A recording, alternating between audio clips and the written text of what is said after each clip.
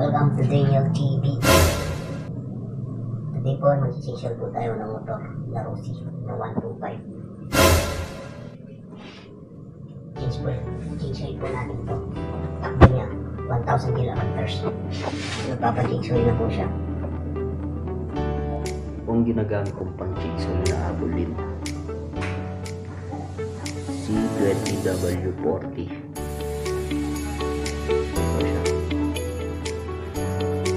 Anim na klase po gamit lang dapat natin gamitin sa pag-change oil.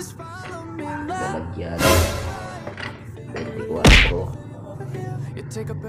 17 at saka pudo at saka po basaan.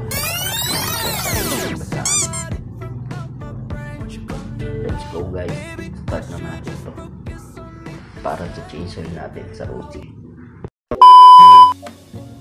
Diyan ko po nang kakalasin dito sa may gilid niya po. Dito tayo unang magkakalas sa may gilid. Yan. Ano natin yung lagyan.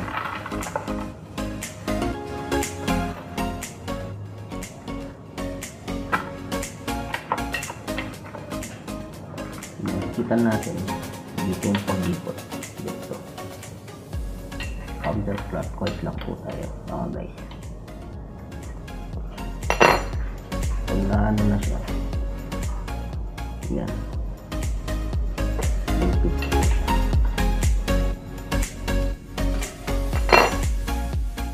mamaya isasabay natin dito sa ilalim para magandang talaga natin siya.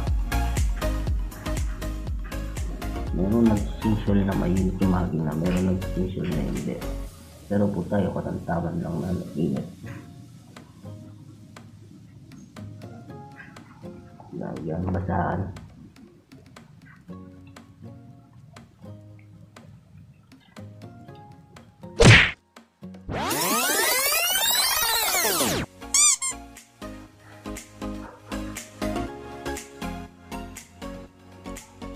Ayan guys, makikita nyo ang dumi.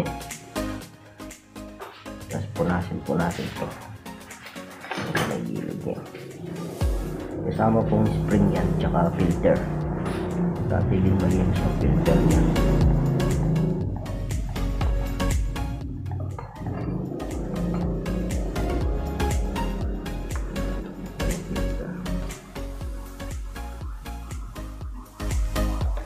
Yan ang spring niya.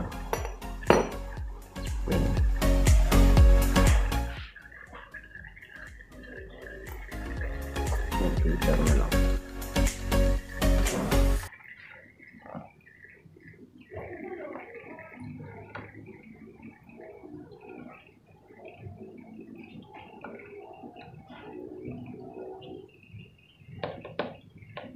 Ito yung sabi kong filter niya. Ito po guys, filter. So guys, kung malinis pa naman.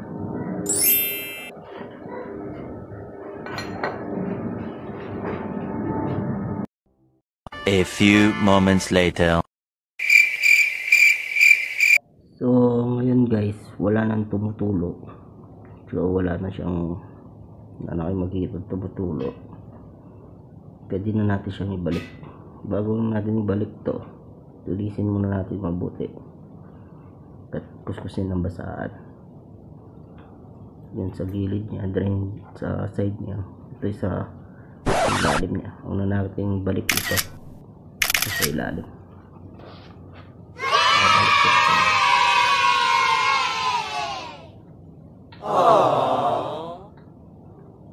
Eventually.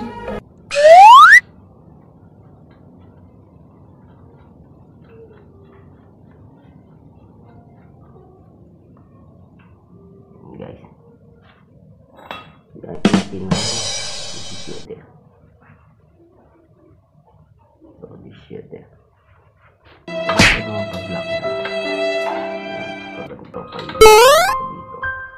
Pagkalak pa po ito doon. Ganun natin. Sarap sa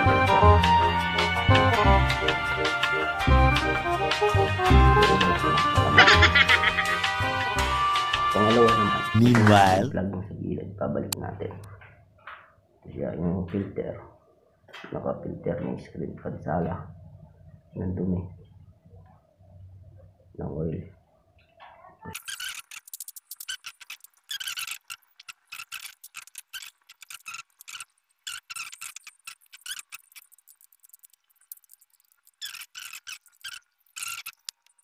So guys, dito natin lalagay ang binili nating oil na bago.